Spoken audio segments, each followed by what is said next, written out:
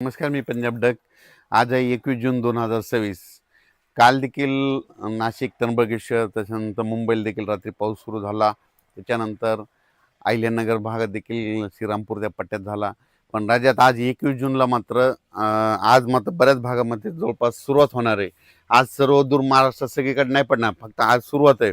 आता उद्यापासून 22 जूनपासून मात्र सर्वदूर पाऊस व्हायला सुरुवात होणार आहे. म्हणून हा अंदाज सर्व शेतकऱ्यांना लक्षात यायचा. मग 22 जूनपासून तर डायरेक्ट 2 जुलैपर्यंत, 22 जून ते 2 जुलैपर्यंत राज्यात सर्वत्र सगळीकडेच पाऊस पडणार आहे. म्हणून हा अंदाज लक्षात यायचा. आज फक्त राज्यामध्ये ठिकठिकाणी सुरुवात होईल. हा आजचा पाऊस म्हणजे सगळीकडे पडणार नाही, आज फक्त नुसती सुरुवात आहे. पण उद्या 22 तारखेपासून राज्यात सगळीकडे पाऊस पसरायला सुरुवात होईल. राज्यात सर्वदूर मात्र उद्या रात्रीपर्यंत बऱ्याच भागामध्ये कव्हर करून जाईल. 23ला आणखीन संपूर्ण व्यापून टाकेल. राज्यात पेरणीयोग्य पाऊसमध्ये ह्या सुरुवात होणार आहे उद्यापासून. म्हणून ही अंदाज सर्व शेतकऱ्यांना लक्षात यायचा. म्हणजे सांगायचं झालं तर आज फक्त निश्चित सुरुवात आहे. आज सुरुवात झाल्या सगळीकडे पडत नसतं. फक्त उद्यापासून मात्र 22 पासून मात्र तर 2 जुलैपर्यंत मात्र राज्यात सगळीकडे पाऊस पडणार आहे. म्हणून शेतकऱ्यांना एक सांगू इच्छितो की पेरणी करत असताना जमिनीमध्ये ईदभर ओल गेली तरच पेरणीचा निर्णय घ्यावा. म्हणून हे देखील सर्व शेतकऱ्यांनी लक्षात घ्यायचं. काल देखील पाऊस म्हणजे ना त्र्यंबकेश्वर, नाशिक त्या पट्ट्यामध्ये पाऊस झाला. त्याच्यानंतर सिन्नरकडं झाला. त्याच्यानंतर अहिल्यानगरकडं श्रीरामपूर पट्ट्यात झाला. त्याच्यानंतर मुंबईला देखील पडला. कोकणात देखील बऱ्याच ठिकाणी चालू होता. त्याच्यानंतर बीड जिल्ह्यात तुरळक काही ठिकाणी पडला. इकडं नांदेडकडं, धर्माबादच्या पलीकडे तेलंगणाकडं पडला. म्हणजे गडचिरोली त्या पट्ट्यात देखील थोडाफार झाला. म्हणजे काल थोडी थोडी वाढणं, आजपासून जरा जास्त प्रमाण वाढणार आहे. म्हणजे आजपासून म्हणजे सुरुवात जास्त आहे, पण उद्यापासून मात्र राज्यात सर्वत्र पाऊस येणार आहे. म्हणून हा अंदाज लक्षात यायचा आणि आपण आपल्या पेरणीचं नियोजन करायचं. आणि राज्यातल्या सर्व शेतकऱ्याला सांगू इच्छितो की म्हणजे आता म्हणजे 21 जून ते 2 जुलैच्या दरम्यान राज्यात सगळीकडे पाऊस पडणार आहे आणि सगळ्या शेतकऱ्याची पेरणी सुरू होईल. पण परत शेतकऱ्यासाठी एक आनंदाची बातमी.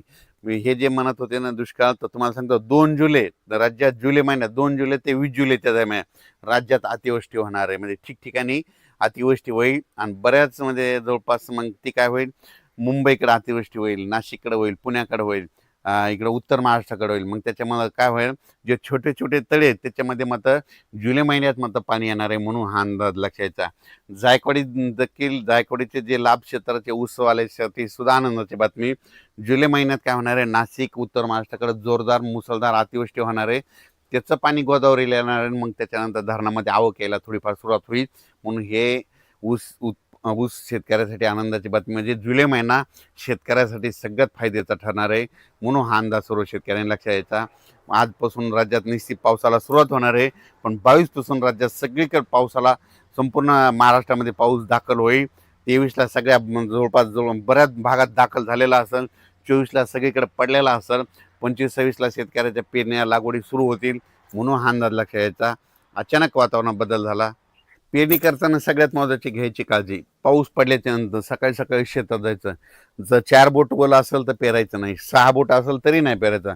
चांगली ईदभर ओल असेल तर तुम्ही पेरू शकता. कारण की राज्यामध्ये चांगला पेरणीयोग्य म्हणजे पाऊस पडणार आहे. काय होतं, पेरल्याच्या नंतर सरासरी पाऊस उघडत आहे, पण यावेळेस तसं होणार नाही. 22 जूनला सुरू जे होईल पाऊस, तर मग डायरेक्ट 2 जुलैपर्यंत दररोज एक दिवस इकडे एक दिवस इकडे असं कधी सगळ्या भागात पडणार आहे. म्हणून यावर्षी आता हे शेवटच्या आठवड्यात पेरणीचं देखील चांगलं पोषक वातावरण राहणार आहे. म्हणून पेरणीची देखील सगळ्यांनी तयारी ठेवा. धन्यवाद.